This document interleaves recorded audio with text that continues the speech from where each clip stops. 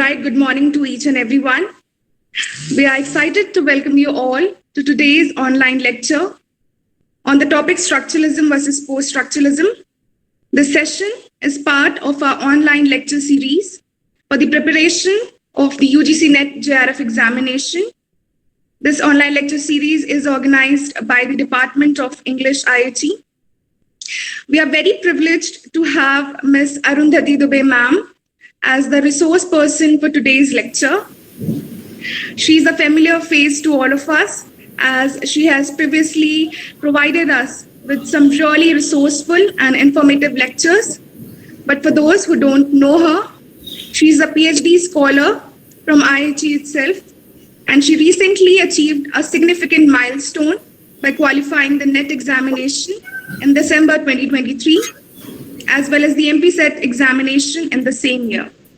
We are honored to have her share her insights and expertise with us today. So without any further delay, I would like to hand over the session to you, ma'am. You can kindly start the session, ma'am. Hello, Sonal, and all my dear friends, and a very good morning to faculty members, if any present over here.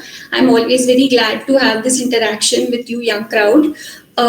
So we will just dive in and we will begin with, so that we have the rest of the Sunday to enjoy. So structuralism. Many of you must be familiar with this, the whole theory and all the major theorists. So we will start with ABC.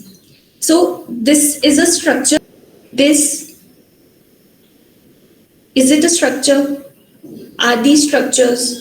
Obviously, the upper one is a triangle and niche there is a square.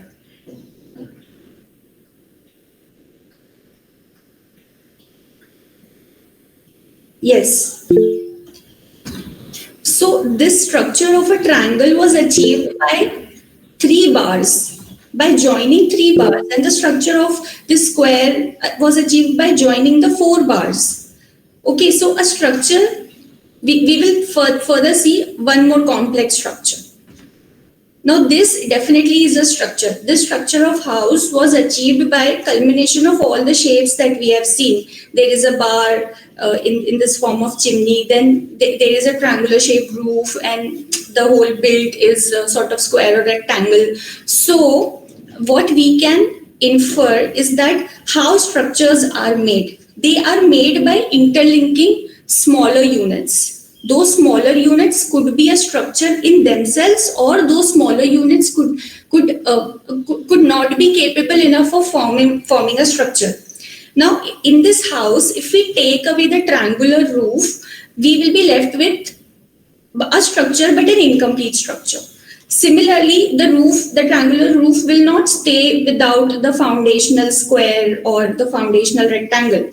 So the structures are independent, relational. Okay, so the units, when they relate to each other, collectively they form a structure. And how are they linked together? Through some rules. In making a house, there is rules of architecture, engineering, mathematics that are applied. Without, if you completely defy the rules, whether we will get a self-sustaining structure of a house, a building, no. So similarly, these concepts, these are like very basic concepts that I could, that sort of enrich my understanding on structuralism. We will apply this to literary theory. Okay.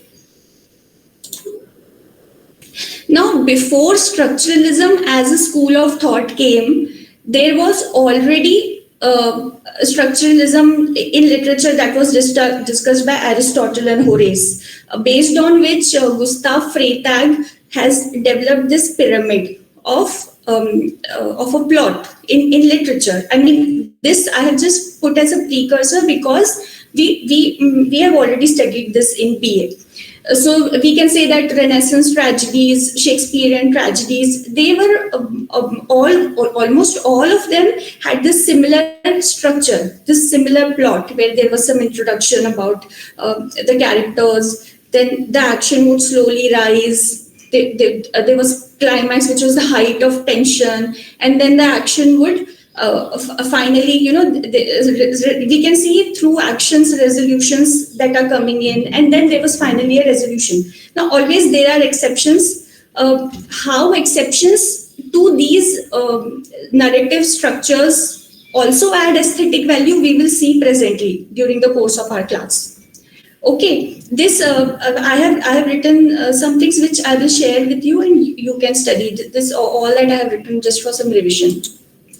Similarly, in 1983, John Gardner had developed this Fichtean curve.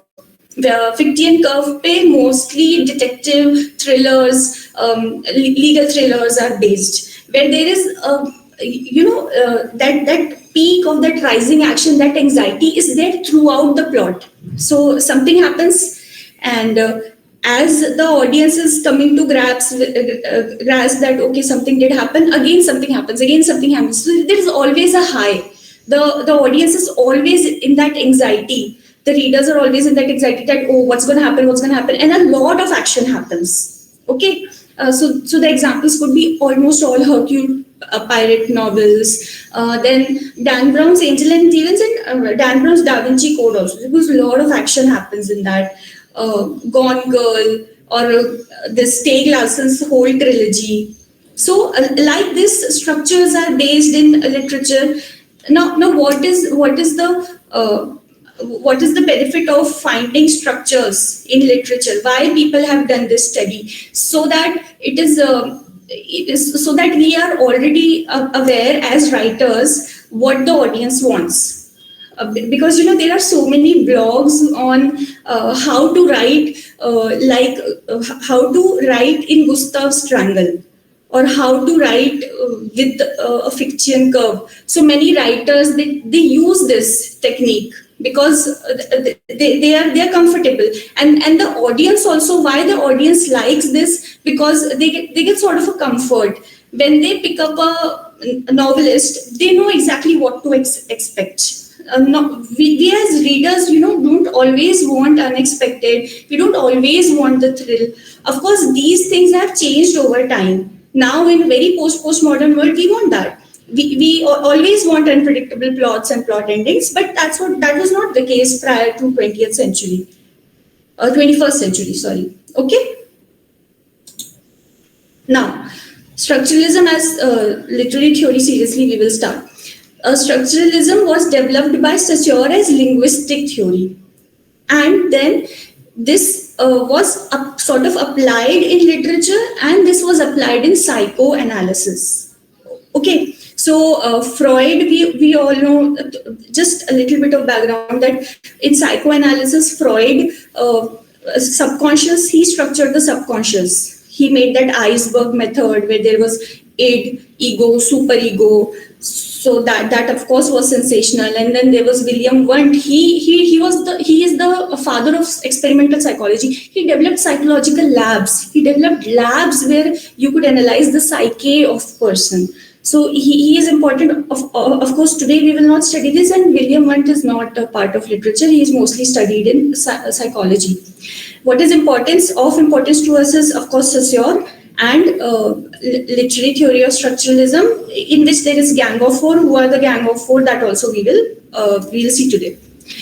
So structuralism developed as linguistic theory by Ferdinand de Saussure, and he was a Swiss linguist. We all know that, and he was a lecturer in a University of Spain, and where his students took his notes and ultimately published it in form of a book. English translation first came in 1959 by Wade Baskin, and then by Roy Harris in 1983. So you can underline this and you can try to learn these names. This linguistic theory was then applied in literature as literary theory. Okay. So these are the basics of sort of a summary of Saussure's structuralism. Obviously, he believed that the world is organized as structures. Saussure was inspired by new critics, and he was also inspired by Jacobson. He was in association with Jacobson throughout his career, actually. And Jacobson was Russian formalism. So these inspirations gave him to develop this linguistic theory. So what did Saussure say? That world is obviously, he saw world organized as structures, and especially in language, he said that the smallest unit that makes a structure is episteme. Okay, so episteme is episteme पहले भी आप लोगों ने पढ़ा होगा, is the smallest unit of language, the smallest unit that makes sense, that has a meaning. Okay, so when many epistemes come together, it becomes epistemology. So the whole sentence is made of many epistemes, and that whole sentence makes sense. That whole sentence has meaning. The sentence has language. Okay, and the structures should be consistent. They should not be consistent in the sense that again they have to follow certain rules, linguistic rules or universal rules of the society, that sort of thing, so that meaning could be generated.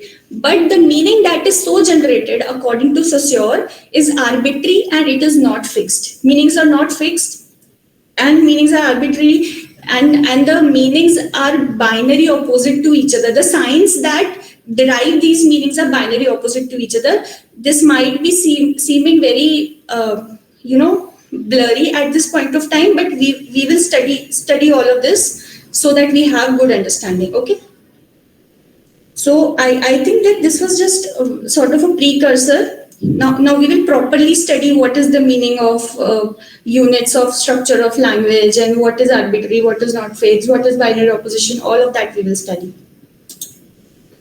So the very first concept was Lang and Perroll. This is very easy also. Actually, all the concepts are very easy. Only the terms that he has used are sort of intimidating. So there is a language. Okay. Now the language, here the language means it could be spoken or written. Okay. So it's a system, a language system. Within that language system, when you follow, when there are proper grammatical rules, when there is an understanding of those rules, that is known as Lang. That Lang could also be competence, the language competence. We know that how to use that language. Okay, when we actually use that language, that is Perroll. When the rules and when those understanding of our language is actually used and performed, that is Perroll. So we will understand it better with this example. So I have a bone to pick up with you. This is sorry.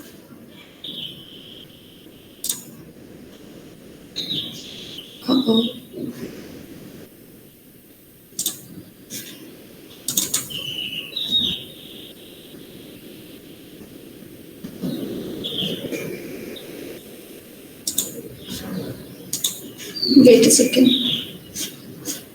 The screen is still visible to you guys, right?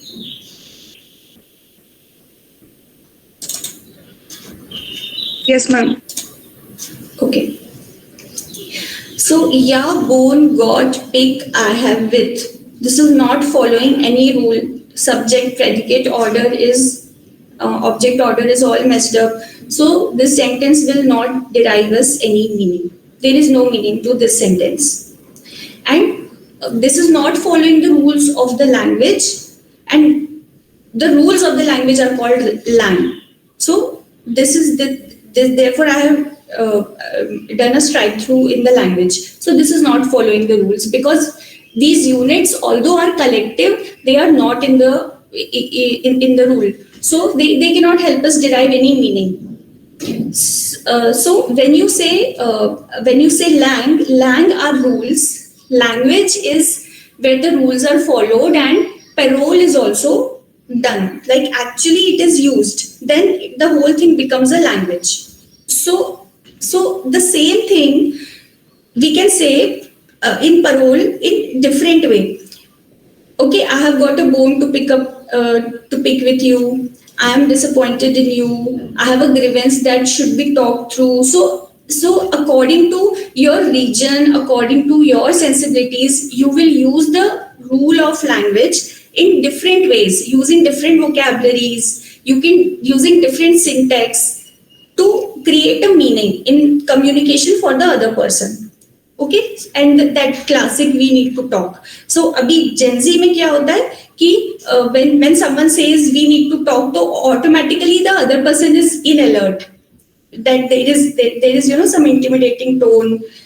We need to talk means there is a fight coming up, or there is a breakup coming up. So this is parole. And then we all know how to speak English, or we all know how to speak Hindi, but when we have to go on, so that our knowledge of language is there, we also know the correct grammatical structure, how to form a sentence. We daily communicate with our friends in Hindi and English, so we also have the we also have the competence. But when it comes to delivering a lecture in front of a crowd of 100 people or 50 people, so that is actual deliverance. The time has come of parole.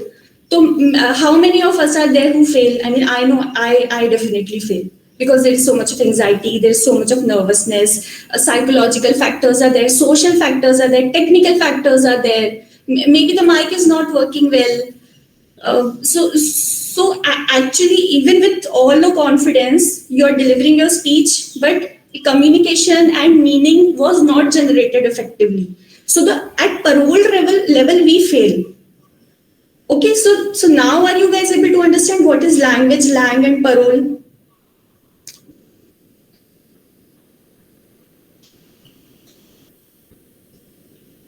Is it understandable? Yes, ma'am. So was my parole successful or not? Tell me that. Because what I have an understanding, but whether I am able to communicate it, whether you guys the meaning that we so desire, right? You getting it? Anything? Okay, chalo. We will move ahead. Okay, we can take some doubt sessions also. So there is another example also I've given, where you can wish someone like go break a leg, rocket. Like rocket would not mean anything maybe 50 years down the line in English. Like kya bol rahe ho? You know, rocket. But now things have meaning. So that also we will see that how language changes throughout the time period. Okay, we'll move ahead.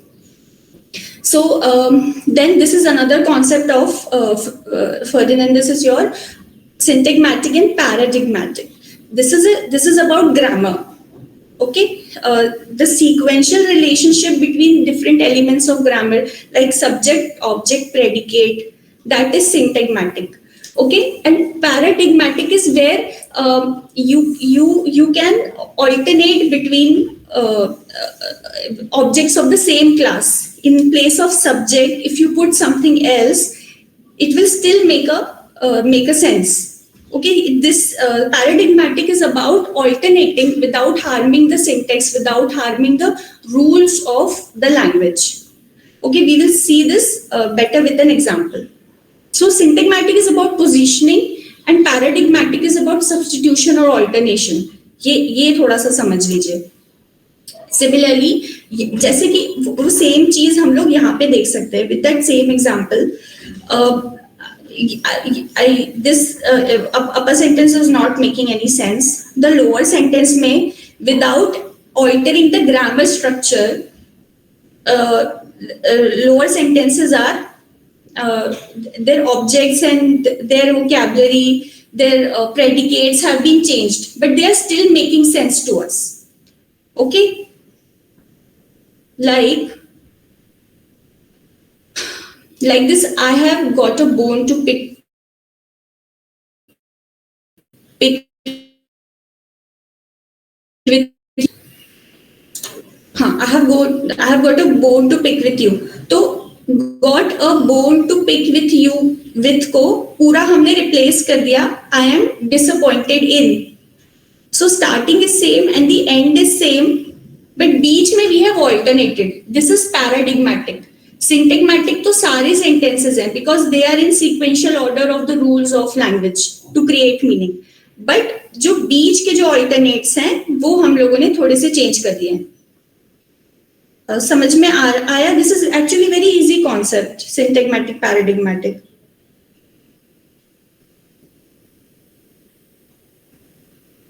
Yes, ma'am. Okay. Then signifier and signified. This many of you might know this. This is very, very, very common and the most asked also and most discussed term of caesure. So what is a signifier? Signifier is an object that or a unit of language that helps us, that signifies to something. Like if we say apple, when we say just apple, so we have a vision of an apple in our mind, but it will not make sense to someone who is not speaking English. Or if I say the apple of my eye, so when I ask you that who is the apple of your eye, so that apple will not come in our heads. Immediately our brain will go to all those friends or all those special people in our life who are the apple of our eye, right? Then that apple, that fruit, that will not, that mental image will not be formed. So what is being signified is through signifier. Okay. So signifiers are words or images or sounds that help us create a mental concept, that help us generate meaning. So when signifier and signified, they meet together, a sign is created. These signs, like I said, are very arbitrary. जिसको English का पूरा knowledge नहीं है, half knowledge है, तो हमने उनको बोले कि who is the apple of your eye, तो immediately he or she will like my daughter right now, she can only understand apple and eye, so she will be confused, or she'll just think that okay, what is an apple or what is an eye, because she does not have the complete knowledge of the knowledge system or the rules of English knowledge, right? So this sign जो generate होगा वो arbitrary भी हो सकता है. It can be arbitrary even to an adult कि अच्छा what is being asked, right? Also in literature terms we will see that how signs are arbitrary. So structuralists have focused therefore on signifier rather than what is being signified. Therefore Saussure has said that don't focus too much on what is being said, focus on how it is being said. Okay, we will see with examples. Now this is 19th century a poem by Alfred Lord Tennyson, Eagle. In this he is sort of romantically eulogizing eagle and power. He is metaphorically saying that how a powerful person is lonely, how powerful person is always looking down for maybe validation, or he is looking down because he's so up high in the sky, up high in the mountains, that he has complete disconnection with the ground.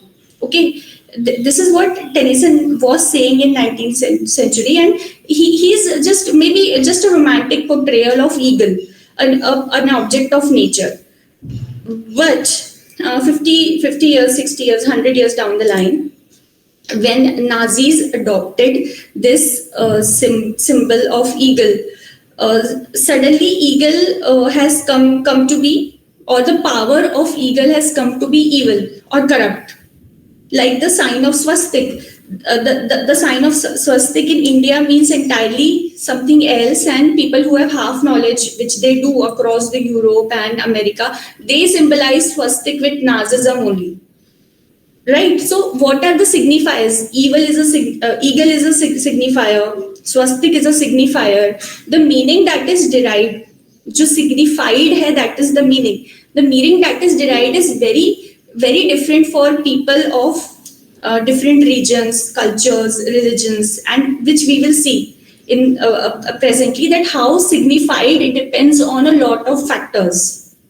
Okay, So signifier is eagle, the image or the word, or swastik is the signifier. But जो signified है, the mental image that is created is very different.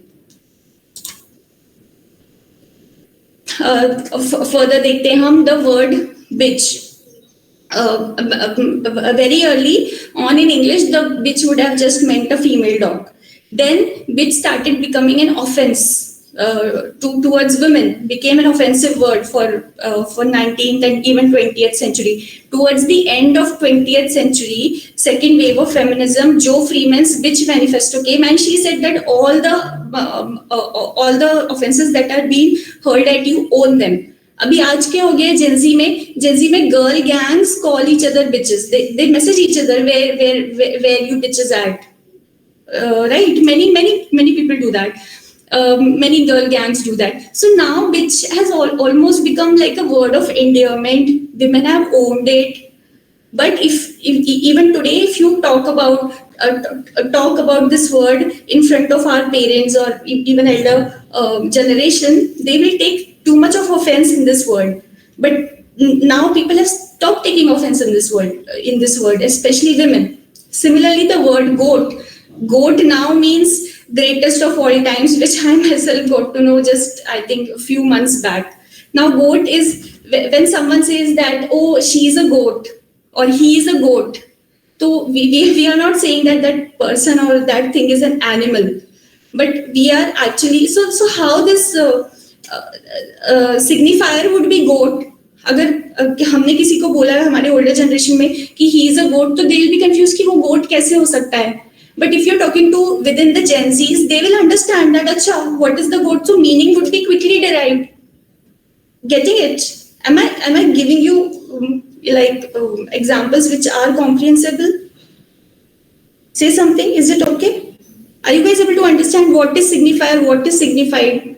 Signifier Yes, is ma'am. meaning. Yes, ma'am. Okay. Like Conrad's Heart of Darkness. When Conrad wrote Heart of Darkness, he thought that he's representing Africa. He's just representing what is Africa. But the image of Africa that was represented, it did not bode well with post-colonial African writers like I.E.H.E and Ngugi wa Thiong'o, who have openly criticized Conrad's representation of image of Africa in Heart of Darkness. So signifier is African image, all that imagery. But what was signified? What was the meaning? The meaning that people derived was very different. Okay. Similarly, Jane Eyre's representation of just implicit colonialism, like it was a commonplace thing. Okay, in Jane Eyre, people are going out and exploring the third world countries and just very randomly setting up businesses over there or just taking over their resources. So 100 years down the line, Edward said, critique that also. How are you representing things? Signifiers that were used were signifiers that were used in Jane Eyre would be just commonplace businessmen. But what was signified? Imperialism. What was signified? Dirty colonialism. Okay. So meaning derived is arbitrary. Meaning derived is very different. Meaning derived has perspectives. A person on whom that business was, at whose cause that business was done with, for them the meaning was very different from the meaning that was derived by the people in power in Jane Eyre. Okay. Similarly, there is a classic example of signifier and signified is the Tulips poem. It is a small poem. Please read that poem. So Sylvia Plath, she starts the poem Tulips with tulip is a signifier. She starts it with associating it with very happy memories, spring, nature, and in the end, by the end of the novel, she so beautifully transitions Tulip's image to something very despondent, very depressing. That tulips must be jailed, or that tulips, the flowers, should not be allowed to bloom.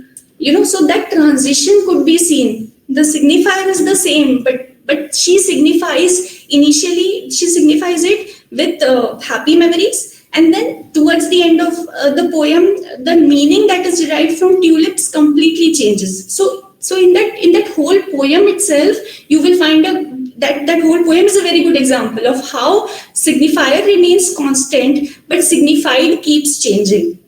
Similarly, for tulips, tulips and chimneys is a poetry collection by E.E. Cummings. Sorry, I'm really sorry for the spelling mistake over here. It's by E.E. Cummings, and for him, tulips and chimneys was about war and the horrors of war that he was seeing around him. Okay, so signifier is same, signified is very different. Then there is a concept of synchronic and diachronic.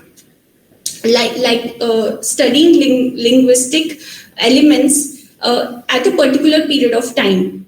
Okay, so this is sort of like a static study of what is the meaning of one particular word or one particular sentence, one particular proverb at a particular period of time. But in diachronic, it is a study over time study. It is a dynamism of how words evolve, how the meanings through those words evolve. Like we have already seen previously. In Renaissance, how one would write, "Where art thou?" And now, "Where ya at?" Okay, this is how Gen Z writes. That it has changed. But if one studies Renaissance synchronically, if you study it, so you will only study where the language that was in Renaissance period. Okay, but when you study relation between and the transition from how it happened, "Where art thou" say "where ya at." This at bhi aa gaya hai hamari normal language of communication mein, this at. Okay, तो ये जो this transition that has happened, ये कैसे हुआ है?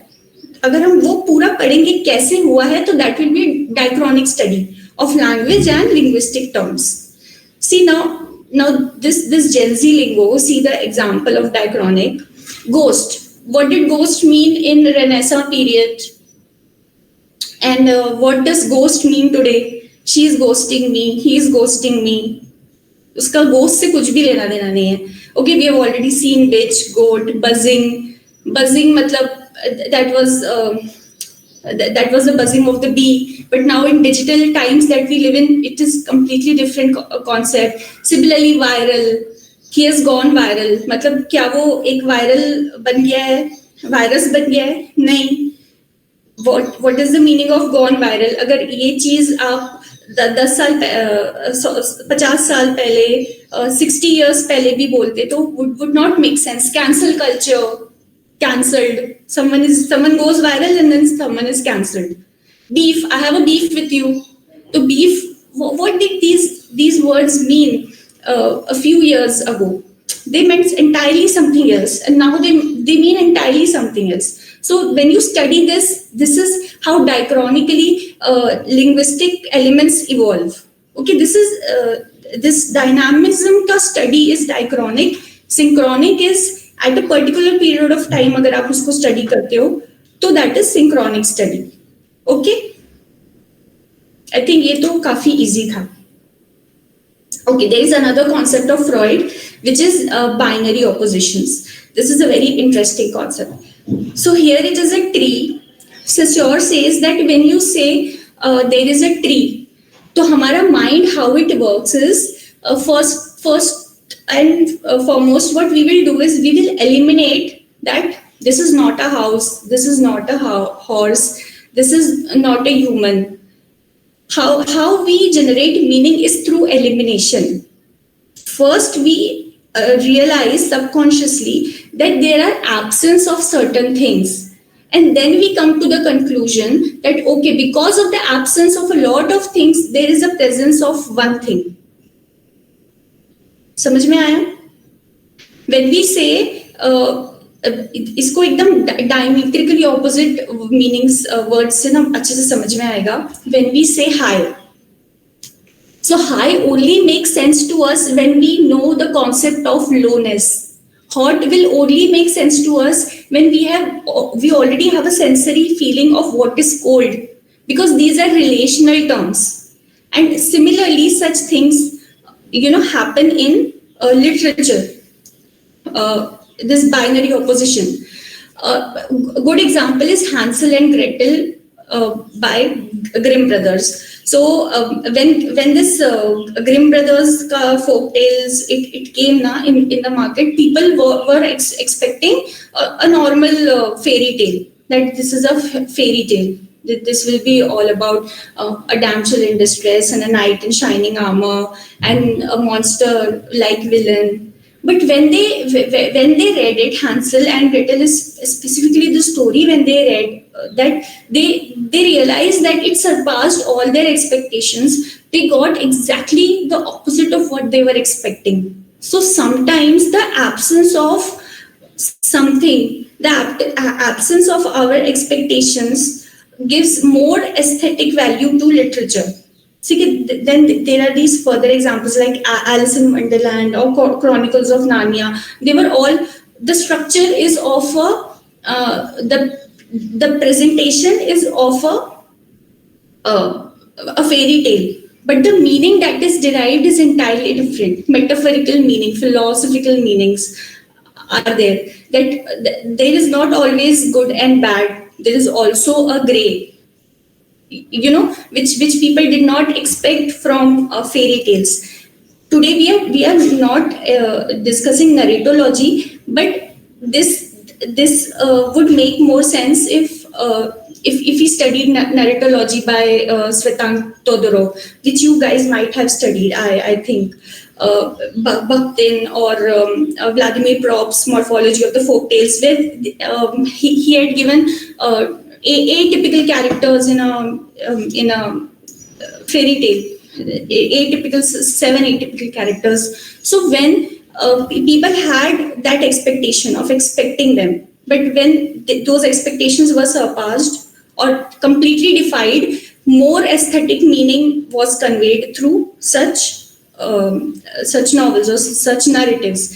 Similarly, Animal Farm, right? Animal Farm would to a layman look like it actually would not make any sense to a layman.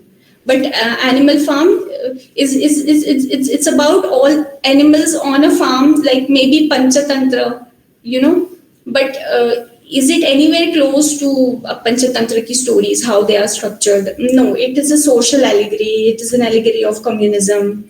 So binary oppositions say ज़्यादा meaning निकलता है. That is what Saussure is saying. When completely opposite happens, you derive more meaning.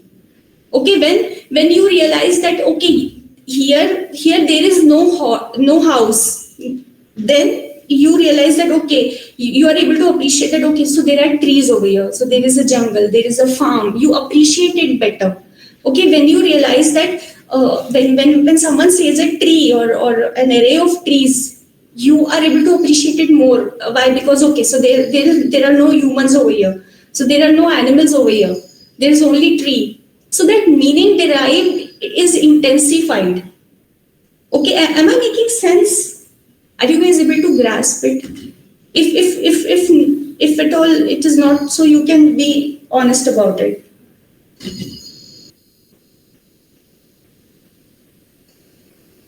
And is it too fast, these concepts? Am I going too fast? Say something.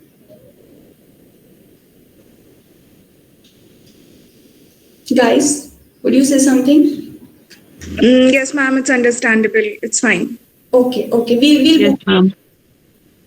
So sometimes in binary oppositions, there is another side to it, that we take things out of context. Like Lady Chatterley's Lover was not about portraying or encouraging sexual dynamics or perversions, but it was perceived like that. It was exactly opposite to what Lawrence wanted to convey, but it was perceived in exact opposite manner, and it was banned. Similarly, Catcher in the Rye, I don't know how many of you have studied. You might have, some of you studied it, or some of you might have read up about it or read it. But it's a great work, and it was very controversial. It's about a teenage pregnancy, and it's just realism, what in reality happens. So J.D. Salinger was called out in a manner like he's encouraging sexuality in teenagers, underage kids, but it was not like that. Similarly, Lolita has, of course, now we all can appreciate Lolita, but back then when it came, all people saw was pedophilia and screwed family dynamics. But the novel was not about that. The novel was about an unreliable narrator. The novel was about unconventional characters that exist among us in the society, and sort of giving them a voice. It was also about marginalized people, homeless women, but that message was not effectively conveyed by Nabokov. Satanic verses, obviously, no one really knows what is in satanic verses. Rushdie claims that it is only about a rebel character, which are actually can be seen across literature. That is what Rushdie argues, that everyone has been writing about rebel characters who question religion. Then why I and my novel is being called out just because it's questioning Islam? That is what is his argument. Then, of course, there's Clockwork Orange. Clockwork Orange now is a sensational, seminal work of sci-fi and sci-fi philosophy. But when it came, all people saw was gross representation of violence, like never before.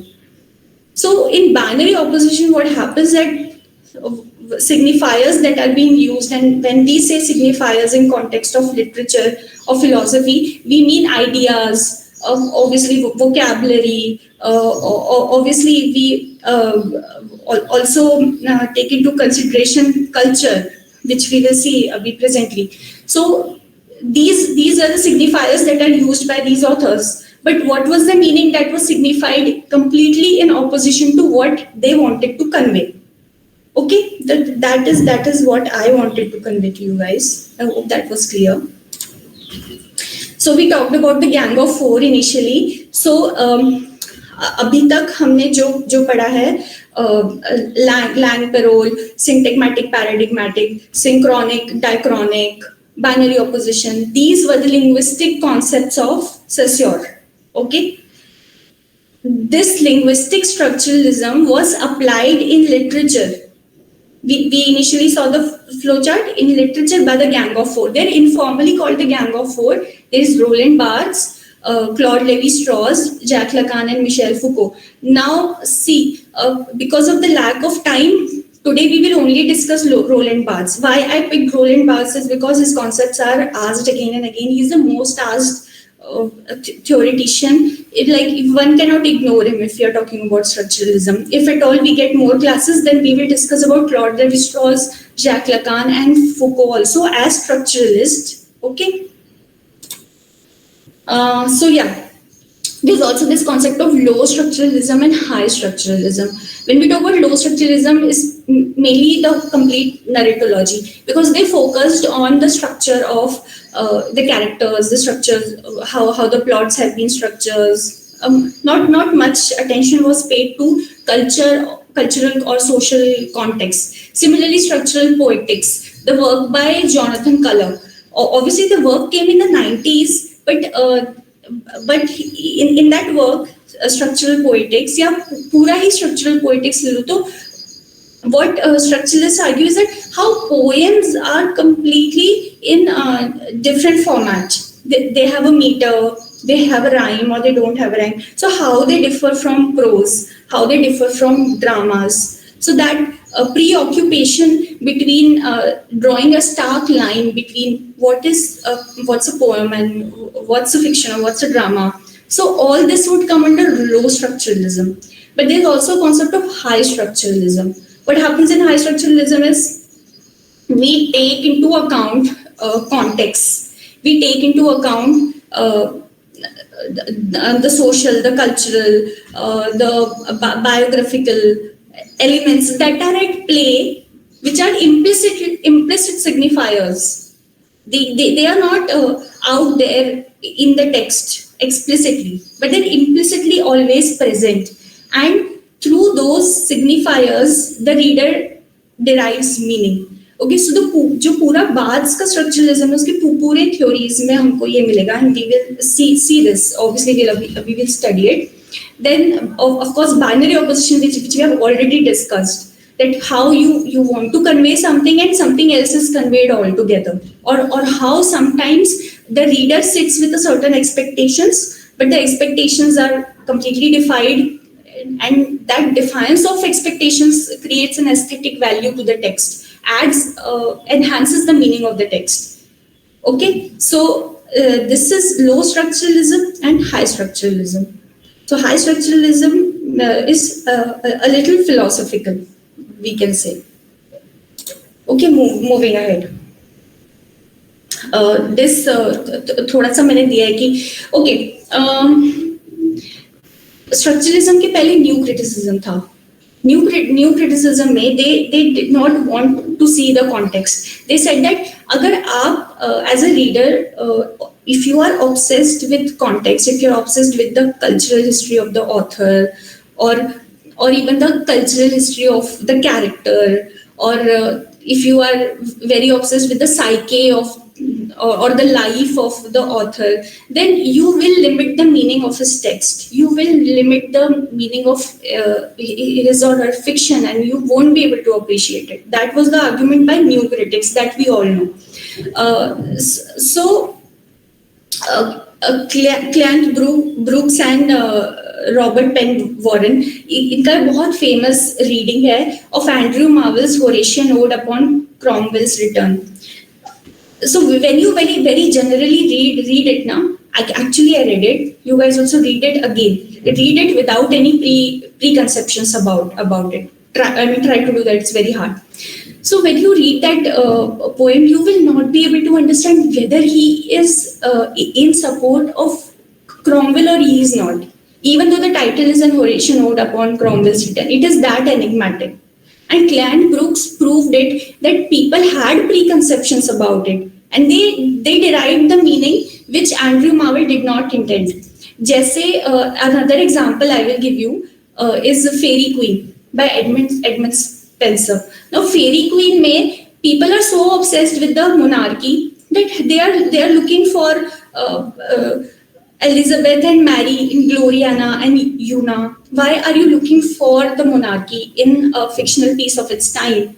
Appreciate it without the social, the cultural, the psychological concepts, right? Maybe we have never really appreciated Fairy Queen for what it is, because we have clouded our judgment too much with politics.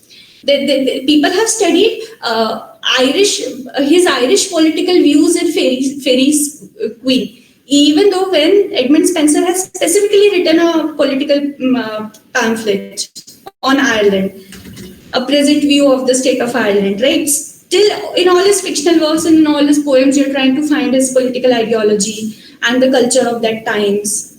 Right? I mean, this was the theory by new critics that don't do that. If you're doing that, you're limiting the meaning that can be derived from the fictional work. So what high structuralism argued against new critics is that meaning, to derive the meaning, context is quintessential. Okay, you have to study the cultural, the history, and the psychological background, and that is what we do. We do that when in BA or in MA, a piece of work, a fictional work is introduced to us, a poem is introduced to us. Uske pehle there is a first class on the features of that age. That age mein what happened, how people wrote, how people thought in that age. So high structuralists prove that it is important, it is quintessential. Without that, you cannot derive the complete meaning. Okay, this is how it developed, is what I wanted to say by comparing it with the new critics. Now, Roland Barthes argued all of that, which we recently talked about.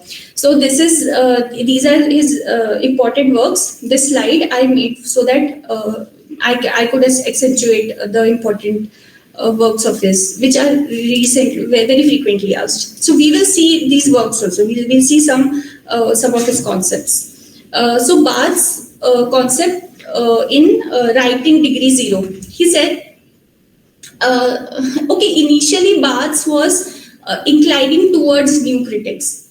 Okay, we all know that Barthes has had a transition from a strict structuralist to almost a postmodern. So he had that what can you say, philosophical arc, okay, in all of his career.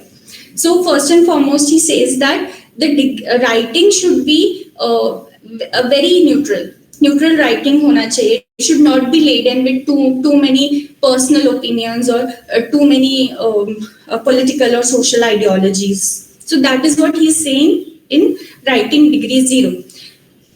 See, look at the struggle. He's saying that there is a language and there is a style. So an author knows a language. He knows French, so he'll write in French only. Style. He also has a style, like we saw in case of parole. Everyone has their own style of expressing through language. So he has no control over language and he has no control over style, but he has control over content. He has complete control over what he's writing. So he should write in such a manner that ऐसा उस writing से ये ना पता चले कि author is inclining towards any particular ideology. So it should be very neutral, and the author should be centric, is what he claims in writing degree zero, which we all know that it doesn't happen like that, and even Barthes realized eventually that that is not how people write, or that is not how a good writing could be. Maybe it is a point of it's a controversial point, but that is what Barthes at that point of time believed, that writing should be very objective. Okay, and he said that language is not innocent. What he meant was that it is you cannot say that, oh, I just wrote it and people derived meaning out of it. He says that it is not like that. The signifiers are in your control, so control them. Because we saw that structuralists were more obsessed with signifiers than signified. So he meant that control the signifiers, use the signifiers objectively. So this is about writing degree zero. Then mythologies. Mythologies is by Barthes. And see in that upper right corner, that cloud, Mythologics is a 4-volume work by Levi-Strauss, who was a structural anthropologist, and he's also studied in literary theory. If we get another class, we will study him. So what did he study? He mostly studied the folk tales, the myths. He studied the tribals, the primitive societies of America and Europe. Okay, Claude Levi-Strauss. So uska work hai Mythologics, which came in 1964. Don't confuse it with Mythologies by Barthes, which came in 1957. So contrary to Claude, Barthes, what did he study? He studied the upper class culture, the upper class lifestyle, and he studied their myths, he studied their science. Particularly in this work, he studied wine. How wine has been always used as a symbol of opulence, luxury, class. So in French society, if you do not drink wine, means you are impoverished, you're poor, you do not have the access, economical and social access to wine. But will this myth stand true in India? In India, still the middle class morality is such that if people do have aversions to other people who are consuming alcohol, especially in Muslims and Hindu cultures. It is believed that consume alcohol, be it wine or any other kind of alcohol, is either you are impoverished, you belong to lower class, and that is why you are intaking alcohol. But so his this is exactly what he said. Baths, that mythologies have different meaning in mythical elements have different meaning in different regions and different cultures. So in France, the wine is associated with class and luxury, but that could not be held true of cultures across the globe. So whether the mythical elements are universal, no, they are not universal. They are very subjective. That is another that is another in context with in context with culture and historical and biographical details that how come into play in literature. Okay. Now let's move ahead. His most seminal work, Death of the Author.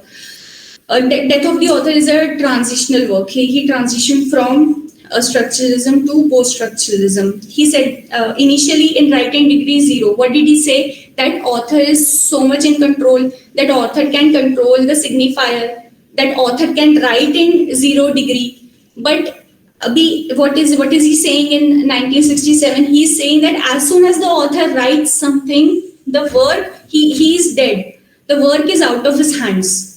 Now the reader will interpret. So according to Barthes itself in 1953, author is very centric. He had not written with any inclination. He has tried to be very objective, but still the reader will find what the reader wants to find, because reader also has his own preoccupations, preconceptions. The reader will ultimately read what the reader wants to read. So the meaning is again very arbitrary. Right, this is the whole argument. The signifier, आप कुछ भी use कर लो. Signified cannot be fixed. Signified is always very subjective. This is the whole thing that he has said in Death of the Author. Like Sons and Lovers by D.H. Lawrence. People have seen so much of Lawrence itself in Sons and Lovers, that that whole Paul's journey and the character of Paul has fallen short in front of that gigantic presence of Lawrence. That presence of Lawrence is looming all over the text. That's what the readers believe. That's what the readers perceived from Sons and Lovers. So they never really appreciated the character of Paul Morel. This example I have given. Okay, Barthes has not given this example. This is just to understand that how the author dies and the reader is born. Abhi tak we were talking about the historical, psychological and cultural aspects of the author. Now we are talking about the reader also. Reader also comes from these backgrounds and his own context. The reader will perceive the meaning within his context. Okay. Moving ahead, this is the most asked concepts, and this is the most asked work of Barthes, S by Z. It is a critical analysis of Balzac's Sarrazin. So Balzac was a French author. In this novel Sarrazin, Barthes says that without the cultural, psychological and historical context, one cannot understand Sarrazin. What is Barthes saying? That अगर मैंने और आपने Sarrazin उठा ली तो हमको समझ में ही नहीं आएगी. उनके myths जो use किए हैं, उनके proverbs use किए हैं, they will not make sense to us. So these are the 5 codes that are given in S by Z. I think you guys might have already studied it: hermeneutic, proetic, semantic, symbolic, cultural. These are the 5 codes that Barthes developed while critically analyzing the Sarrazin, that novella. So what are hermeneutic codes? Mystical elements of quest and inquiry. This could be universal. This could be universal to all the literatures. Proetic could again be universal. Semantic codes, connotations and references, they are not universal. If you know France, if you very well know the French sensibilities, you will be able to get it, otherwise not. Similarly, the symbols, the culture, Again, ये जो examples in cultural, see the examples I've given, like raven. Raven is used as a harbinger of this. This symbol is a harbinger of doom in South American societies.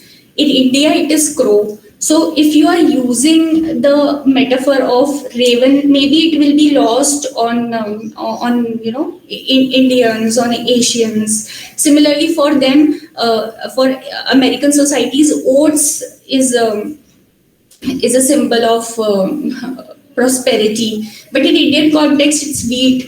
Again, it is wheat for North Indians, and it's South Indian, it's rice. It has cultural meanings. The analogies that would be developed around this would be very different culturally, even in India. So in some parts of India, it is believed that rice pudding is only used in funeral ceremonies. I mean, even in India, it is so subjective. So imagine throughout the world. So when you are using such symbols which are very regional, very cultural, so the meaning would be lost on the readers who are outside of that cultural subset. Okay. So these codes, please read these codes and remember these codes. Usually in much detail it is not asked, but it is very superficially they ask it, but we should know about it. Then in the same text, he also talked about readerly text and writerly text. So readerly text, where traditional, conventional, very predictable narrative is spun for the readers only. Why would someone do that? Why someone would make a very conventional, very predictable narrative? Even today, such texts are in prevalence. Maybe some love stories. बीच में वो Nicholas Spark की novels आती थी. When I was in college, we used to read that because they give so much of comfort. They give us an escape. A good example is sitcoms. Sitcoms are so readerly text. We know exactly what to expect. Okay, it is for the benefit of the readers. It is a readerly text. Sarrazin, he argues, is a readerly text. It was made for the French audience. It was made to appeal to a particular French cultural society. That is a readerly text. Okay, writerly text we saw in binary opposition. Writerly text, which is defying your expectations, which is filling you so much of thrill, and it demands your active engagement as a reader. Then it becomes a writerly text. But writer is the onus is on the writer to surprise you, to shock you, to give you that element of unconventionality, thrill. Okay, so these are the concepts by Barthes in S by bar Z. Barthes as a post-structuralist. Okay. Barthes became a post-structuralist. He also became postmodern, which we will study in further class, because I think अभी बहुत सारा influx of information हो गया है for today's class. There are too many new concepts which might be new for some, which might not be new for some, but still these concepts are इतने deep ना that every time you study them, you get a new understanding. You feel like, acha, okay, I did not know this before. This is exactly what happened with me while I was preparing this curriculum. So, okay, so this is the cover of a French magazine that Barthes saw at a barber shop. ये जो लिखा है ना, this I will tell you. I'll summarize for you. So this is the cover. Paris Match is a magazine that he picked up at a barber shop, and he saw that. And it was, what was the context at that time for French? French society has always seen rebellions and revolutions. तो उस time पे student revolution जो चल रहा था France में was the French colonization, which was still happening. Even after almost all the French colonies had given independence to their erstwhile colonies, now. French had kept a stronghold on Algeria, Cameroon, and really bad news was coming in about how the French are treating the natives at these places. in African colonies, which were French, still very much French at that time. So he saw that how the French government is trying to spun a narrative. इसमें a French boy, okay, he's black. Obviously, no one can deny that. We cannot ignore that fact. Bards couldn't ignore that fact that as a black, he is saluting to the French flag. Okay, that is what is में लिखा है cover page में. Why French government needed to advertise this? Because they wanted to spun a narrative that we are not racial. We believe in equality. We are not treating the slaves of Africa unjustly, and we are not the ones who are not giving them independence. They want to be with us because they are also part of French society, French sensibilities. That is a government narrative that was being spun to a layman or to someone who is just not that much into politics. They would assume that okay, that's the truth. Like, look, pro-government people would say that, oh, look, government is doing so much for the blacks in France and outside France in its colonies. So why do they need independence? So what is बात saying? इसमें signifiers जो भी use हुए हैं, he's discrediting the signifiers as well. That signifiers are misused to create twisted meanings. So signifiers, जो 1953 में उसने कहा था that you should have control on signifiers, you should give objectively use them. Whether the government is using them objectively, no, it is misusing them to create a false narrative. So therefore Barthes, initially being a forebearer of structuralism, ended up being completely against it, and then he also joined postmodernist thought along with Foucault and Sartre, which we will see in the coming class, if at all we get another class. So I think it is enough for today. Excuse me, ma'am. Yeah. Is Barthes a revolutionist? Yeah. Yes. He was a rebel. Okay, ma'am. Like we saw, he is. अच्छा अभी देखिए हमने Fichtean curve that initially I had given a Fichtean curve. So he was a German philosopher, Fichte. इसका नाम शायद हम लोगों ने passing में सुना होगा in Jacobean period or in Restoration period. He was in line with Immanuel Kant. तो Fichte ने क्या philosophy दी थी? See, read a German philosopher Fichte. You can see this screen, right? You guys can see the screen.